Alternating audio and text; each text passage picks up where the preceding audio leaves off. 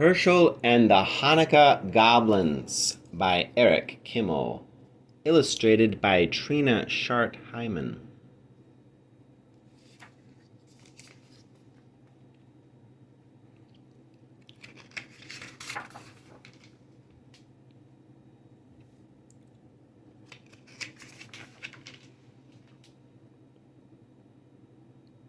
It was the first night of Hanukkah. Hershel was walking down the road. He was tired and hungry. Nonetheless, his step was light. Soon he would reach the next village, where bright candles, merry songs, and platters piled high with tasty potato latkes awaited him. But when he arrived, the village was silent and dark. Not a single Hanukkah candle could be seen.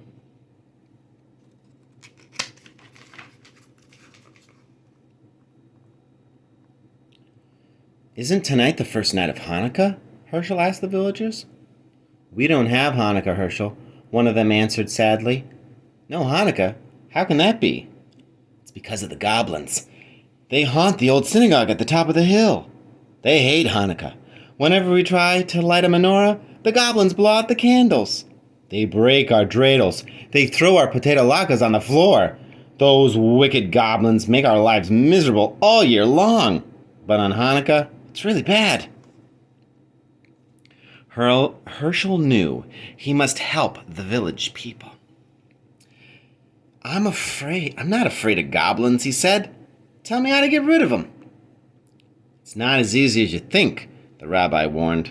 "You must spend 8 nights in the old synagogue. The Hanukkah candles must be lit each night. On the 8th night, the king of the goblins must light them himself. That is the only way to break their power." "I'm not afraid, Rabbi," Hershel said. "If I can't outwit a few goblins, then my name isn't Hershel of Ostropol."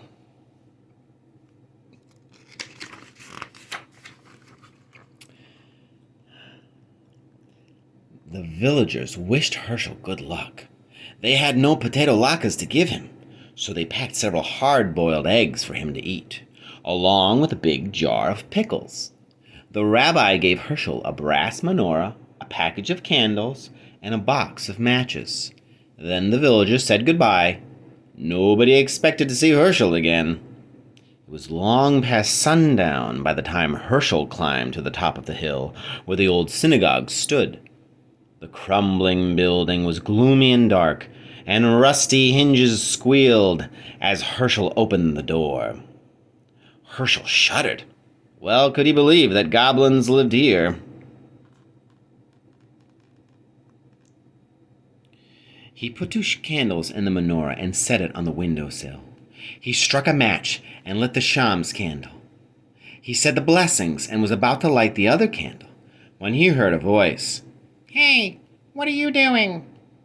Hershel turned around. Here was a goblin no bigger than a horsefly, with a long pointy tail and 2 little bat's wings hovering in the air. "I'm lighting Hanukkah candles," Hershel said. "Tonight is the first night of Hanukkah."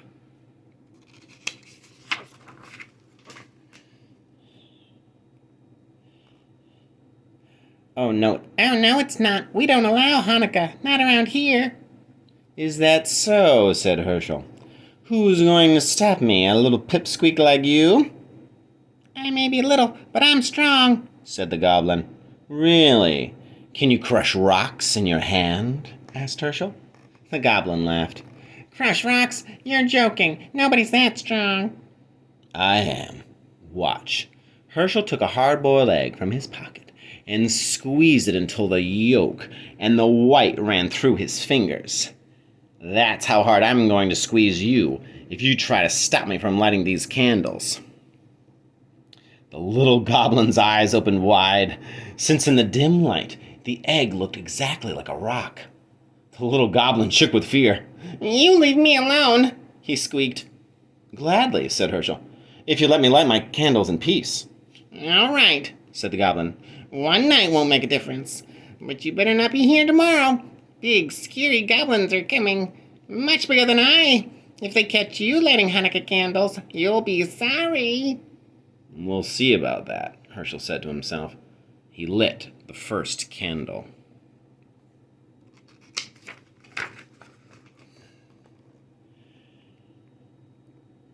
On the second night, another goblin appeared. This one was big and fat, and waddled like a goose. Hershel was finishing his dinner of pickles and hard-boiled eggs. Have some pickles, he said to the goblin. Pickles? Here, catch. Hershel tossed him a sour pickle. The goblin caught it in his mouth and swallowed it. Pickles are good. Do you like them? I have plenty in this jar. Take all you want.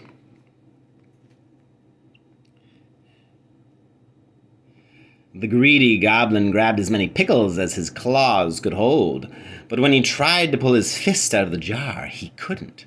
I'm stuck, the goblin shouted. You put a spell on this jar and hold me fast. That's right, Hershel said, laughing. It's a very powerful spell. You came here tonight to stop me from lighting Hanukkah candles. So now I'm going to light them while you stand with your hand in that jar and watch. How do you like that? No, the goblin screamed. I hate Hanukkah.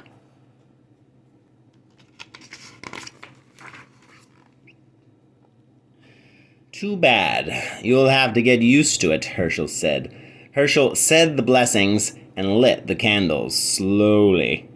And then he sang all his favorite Hanukkah songs. The goblin wailed and carried on so much that Hershel finally decided to let him go. Shall I tell you how to break the spell? Yes. Can't stand it anymore. Let go of the pickles. Your greed is the only spell holding you prisoner. The goblin let go of the pickles. His hand slipped out of the jar easily. How that goblin raged. He had stood with his hand in the pickle jar, while Hershel lit Hanukkah candles under his nose. The furious goblin stamped his foot so hard that he shattered into 1,000,000 pieces. The wind blew them away. The third night came. Hershel felt something watching him as he set the candles in the menorah. Instead of lighting them, he began playing with the dreidel. An hour passed. Hershel looked up. Sitting across the table was another goblin. This one had a fiery red face and 2 enormous horns. It's getting late, the goblin said. When are you going to light the candles? Later. There's plenty of time, Hershel spun his dreidel.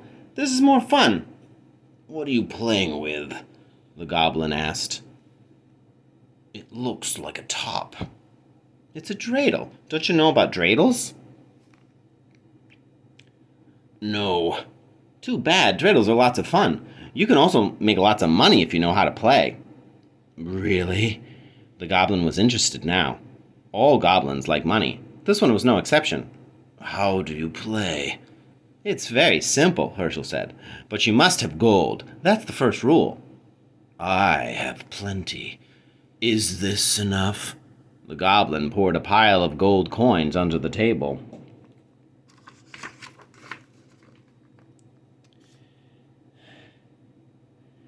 That's fine, Hershel said. Listen carefully now. This letter is shin. It comes up if you give me a handful of gold. This letter is hay. If it comes up, you give me half your gold. This is Kimmel. If the dreidel falls on this letter, you give me all your gold. Understand? Wait. There's one letter left. What about this one? That's nun. If the dreidel falls on nun, I don't give you anything. Ready? Let's play. You go first.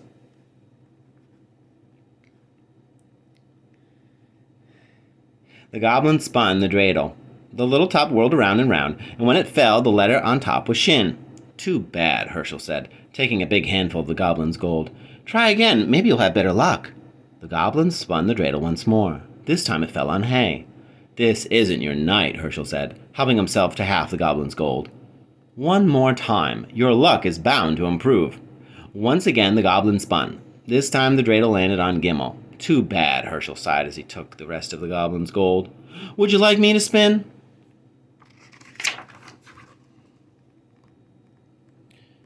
Yes, the goblin grumbled. He was very unhappy about losing his money. Hershel spun the dreidel. This time the letter Nun was on top. Oh my, I don't give you anything. I get to keep all the gold. Say, that was fun. Get some more gold and we'll play again. What about the Hanukkah candles? We'll light them later. There's plenty of time. Not for me, the goblin said. I'm leaving now. I don't like this game. I don't like Hanukkah, and I don't like you. Don't go, Hershel pleaded. I know lots of games. Stay a while. We'll have fun. Goodbye. The goblin spread his wings and swooped out the door and flew off into the night. Hershel lit the candles, all by himself. On the following nights, other goblins came. One had 6 heads, one had 3 eyes. All were terrible and fierce. They growled and roared and changed themselves into horrible shapes. They tried to stop Hershel from lighting the Hanukkah candles. But Hershel fooled them all. Finally, the 7th night arrived, and 8 tiny candles flickered on the windowsill. Hershel sat back to enjoy their light. Where were the goblins? Had they finally given up? Hershel felt very sleepy. His eyes closed. Suddenly, he sat up. He heard a horrible sound. A voice that sounded like the cracking of bones. Happy Hanukkah, Hershel of Ostropol.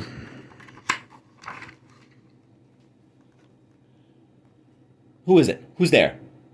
Don't you know who I am, Hershel? Weren't you expecting the king of the goblins? The voice rose to a hurricane roar. It ripped the shingles from the synagogue roof and shattered the windows. The Hanukkah candles reeled in the savage blast, but they did not go out. You're too early, Hershel shrieked. You're not supposed to come until tomorrow. The great wind died down. Don't worry, Hershel. I am far away, but I have the power to see you and speak to you. Enjoy this Hanukkah evening, my friend. It will be your last. Tomorrow night I will come for you. You fooled my slaves, the other goblins. Let's see if you can fool me. Poor Hershel. What was he to do? The king of the goblins was on his way, and no power on earth could stop him. Unless... Hershel had an idea. It was a big chance, but he had to take it. It was the only way to save himself and Hanukkah.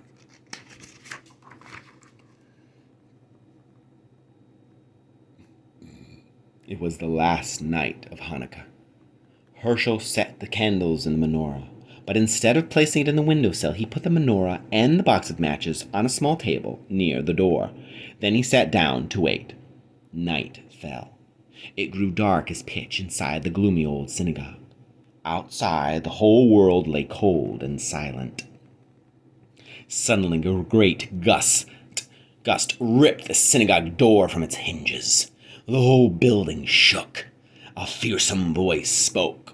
Hershel of Ostropol. Did I hear something? It is I, the king of the goblins. Hershel laughed. Don't be silly. You're one of the boys from the village. You're trying to scare me. I am not a boy. I am the king of the goblins. I believe it when I see it. Show yourself to me.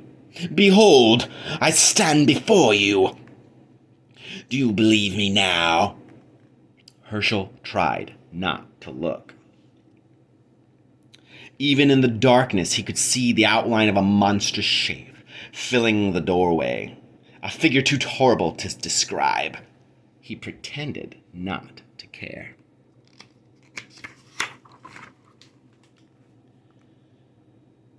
It's too dark. I can't see anything. A candlestick and some matches are on the doorway. Why don't you light a few candles? Then I'll see who you really are.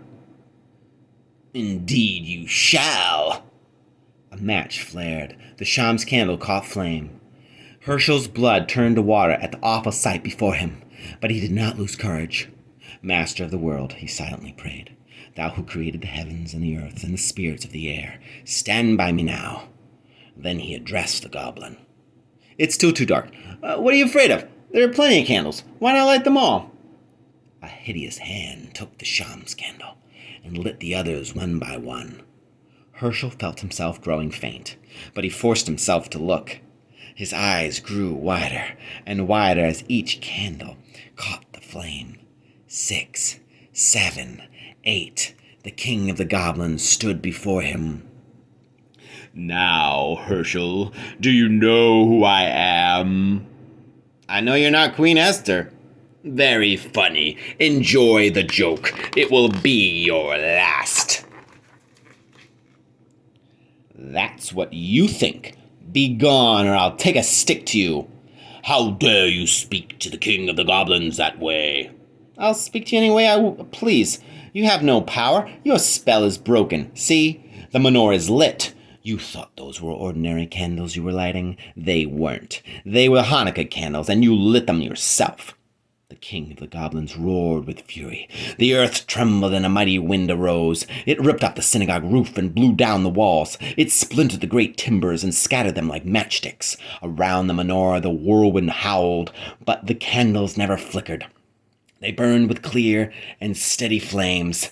The king of the goblins had no power over them. The spirit of Hanukkah had triumphed.